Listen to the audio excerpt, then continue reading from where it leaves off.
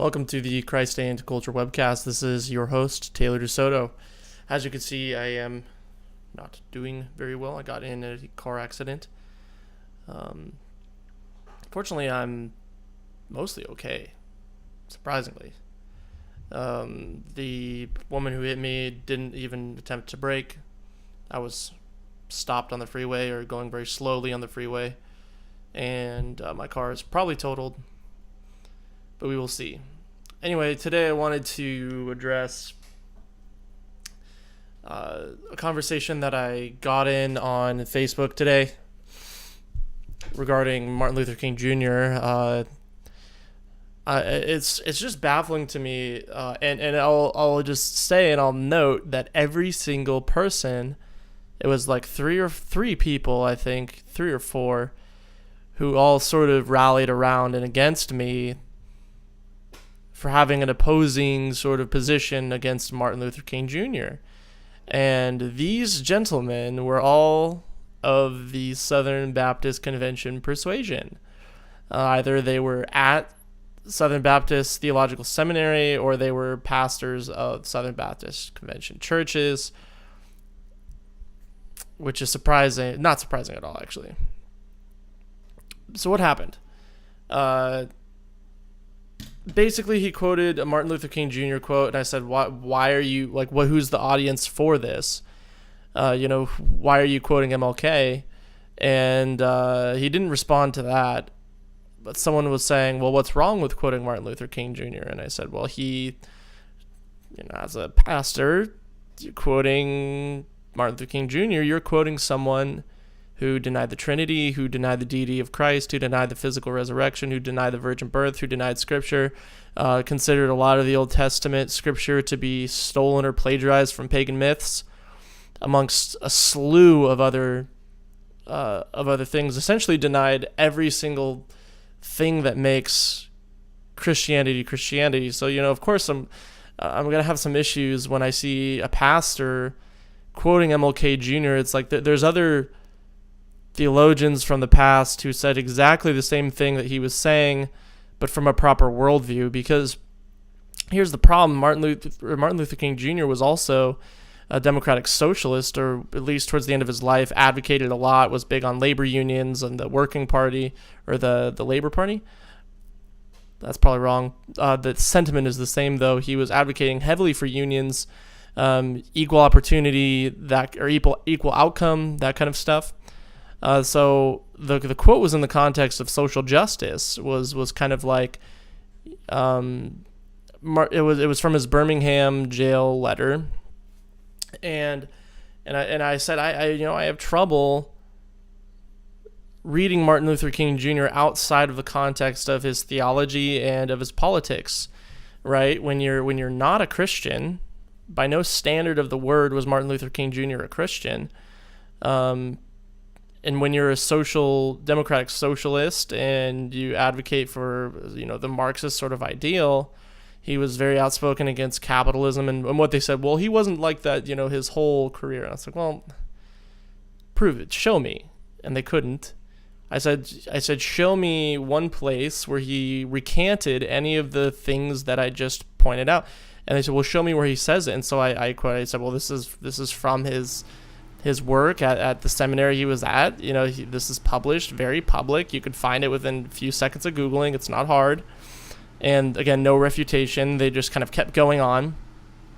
And there was a young gentleman who looked to me, he was studying or working at Southern Baptist Theological Seminary, basically said that, well, I was obfuscating the point. I was shifting the argument. I was doing all this. And I said, well, I think it's completely relevant, regardless of the content of the quote.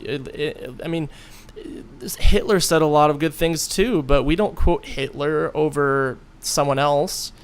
We don't do that because we know who Hitler was. And I'm not saying that Martin Luther King Jr. was Hitler. He did a lot of great things in terms of civil rights, was a great activist. But as far as his ideology was concerned, there's a lot of very dangerous things wrapped up in that.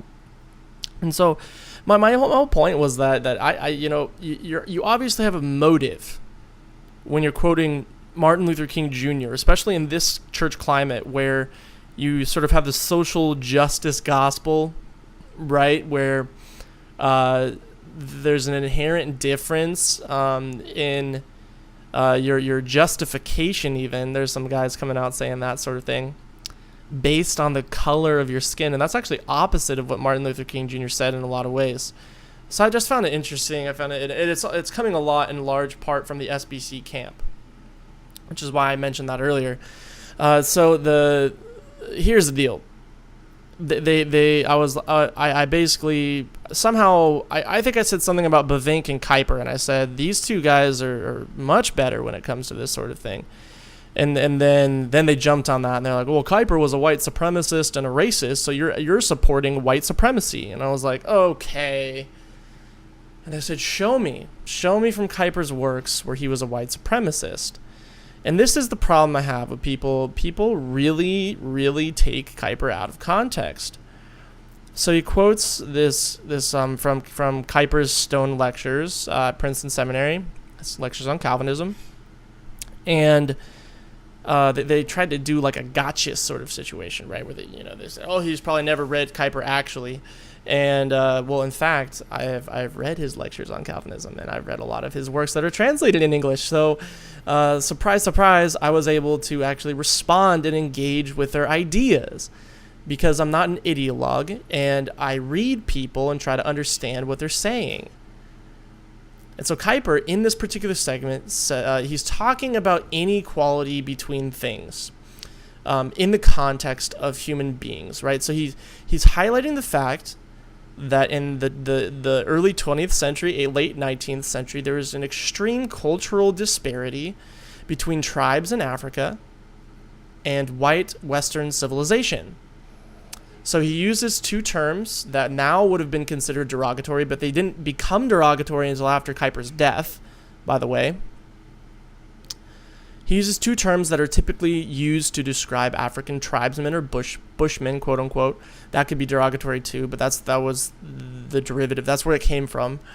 Essentially, really primitive tribes in Africa.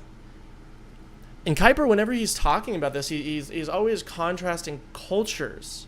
Their values, their system is inferior to the Western Anglo sort of system that was going on in the Dutch Netherlands, and the Netherlands.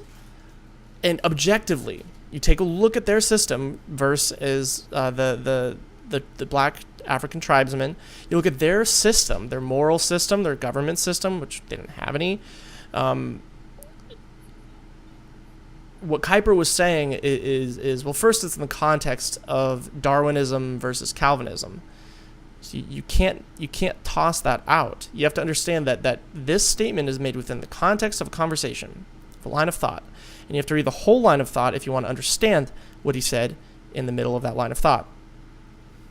And so he's pointing out this inequality of culture between the black tribesmen and the Western, quote unquote, white culture of the time. And he's saying Darwinism, provides an interesting solution to this reality. This wasn't a prejudicial statement. This wasn't a bigoted statement. This was to Kuyper in that point in time, was saying there is a clear disparity in culture and in technology and innovation and medicine between these two cultures. That's what he's saying. And he's saying that Darwinism provided an interesting solution to describing that, and that things evolved sort of differently over time, where these cultures evolved this way, that culture evolved that way. And he basically says, well, that's an interesting thought. It's a good thought, but he rejects Darwinism. So he basically provides that in a Calvinistic world, you can make sense of these disparities, because what was the difference? Not necessarily their skin color. The difference, because there were white people living in South Africa then too. The difference was their cultural values, what they carried between cultures. And so regardless, I'll submit that if you could show me that Kuyper was a white supremacist and a racist, sure, but everything I've read from him leads me to believe that he was more opposed to ideologies, of these communities than the actual communities themselves. It wasn't that the skin color made the Anglos better. It wasn't that the skin color of these black African tribesmen, it wasn't that their skin color made them less. It was that their ideologies, their culture was inferior. And some people have a problem saying that even today. You take a look at socialist countries, their ideologies are inferior. You look at how the product of those ideologies have carried the nation, and you see a tremendous disparity in wealth. You see a tremendous amount of moral decay and corruption, even as high as the government.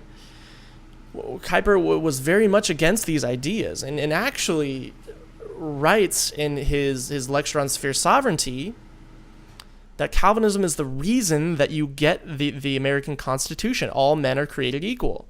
So when you take a look, when you take a look at the whole collection of Kuyper's works, and the majority of what he was saying, if you view what he's saying there in light of the entire lecture, by the way, and in the context specifically of what he was saying, the statement he makes is essentially there's a difference between the thorn bush and the rose, sunflower and another flower, right? There's a difference between this animal and that animal. There's a difference between the white society and black society. By black, he uses specific terms that would have been African society. And if you read his work on the South African conflict, he shows that the reason he feels this way is because of the moral atrocities that were going on in Africa, saying this culture is clearly inferior to the culture that Calvinism produced. So that's, maybe my interpretation of Kuyper is incorrect. I'm willing to be corrected. That's the way when I read that lecture, the way that I read it, that Kuyper was making a cultural distinction. He wasn't making this modern idea that chattel slavery was okay, that there's inferiority and superiority in the skin color itself. He's making a cultural distinction. Now, there might be a quote that you could provide to me, post in the comments below, that proves me completely wrong, and I'll recant. But I would say that in the context of that lecture specifically, that's what he's talking about. Maybe elsewhere he says something more condemning that I'm unaware of. It's possible. A lot of his works aren't even translated yet. So I think the lesson from all of this, I think the lesson that I pulled from it is that there's no way to read someone accurately by reading their quotes out of context. You can't just go and Google Kuyper white supremacist and then take the first thing that you read. And I did Google that. I did Google just to see like what people who think that Kuyper is a white supremacist, people who think that are looking at. What are they Googling? And then this Wikipedia sort of dialogue comes up in which someone's trying to build a case against Kuyper, and there's this dialogue. So this other person's like, yeah, I don't know if that's what he's saying. Then he quotes a Kuyper scholar and quotes someone that's commenting on Kuyper's theology. And the guy even says, yeah, that's not what he was saying. It's really important, and this is a big takeaway. It's really important if you're going to make sort of really authoritative claims about what somebody believed, that you understand where people get that from. A lot of people don't like Kuyper because they thought other things too, and even those kind of are unsubstantiated. But the only way that you would actually understand that and know that is if you read Kuyper. Whereas you can read Martin Luther King Jr., and he's pretty consistent across the board, all the way through his seminary training, all the way through his sermons. You listen to his quote-unquote sermons, they're not exegetical. He reads a quote of scripture, and then he comments on it politically, and he comments on it socially, and he does this sort of charismatic type of preaching. He wasn't an expositor. No, I'm sorry. You can't compare the faults of MLK Jr. with the alleged faults of Kuyper. And of course he had faults. That doesn't mean you believe everything that a theologian says, but it's unfair to make the comparison. Martin Luther King Jr. was an adulterer. a socialist, denied every single aspect of Christian orthodoxy, was a pretty powerful civil rights activist, though. He definitely did a lot of great work in that category. But it's important, folks. It's important to read your primary sources and to try to understand the context that people are writing in, the terms that he was using. So a lot of people say, well, those terms are derogatory, and then you do a quick Google search and you find that, oh, well, those terms weren't derogatory until 1948. Okay, well, Kuyper wasn't alive in 1948. So there's these sort of things, these sort of lack of scholarship, even amongst pastors in training. It's unacceptable. It's unacceptable. And as a pastor, if you're a pastor, I just don't quote Martin Luther King Jr. unless you're critiquing him, or you're critiquing something he said, or analyzing something he said. Like I said, he said a lot of good things. But don't quote him as a theological source, not if you're an Orthodox Christian. It's not. There's a million better places to go. You don't quote Bart Ehrman in a sermon you just don't. So that's all I've got to say on that. Hopefully this has been informative. If anything, if I've been wrong, I think at least the takeaway needs to be that you need to read your primary sources. If I've interpreted Kuyper's theology incorrectly, please correct me. But I'm also one of the rare folks that doesn't think that Kuyper was a moron. Actually, that's not true. There's a lot of people that really do appreciate and revere and respect Abraham Kuyper. I think it's very fair to say that most people actually recognize Kuyper as one of the most influential theologians of his time. Even that whole time period, very influential. So maybe more so a political activist, because you have his contemporaries doing, the theological work that he wasn't necessarily doing. But his writings are extremely theological. Just nothing compared to Bavinck or Voss. But it's important, folks. Go to your primary sources, understand what they were saying in the context that they were saying it, and try to be a little bit have a little bit of integrity when dealing with historical sources and historical authors, and really understand that worldview matters. Martin Luther King Jr.'s worldview was completely corrupt, and so anything that he said, even if it was correct, comes from an incorrect worldview. So you can't make a statement on justice when you don't believe that the Bible is, completely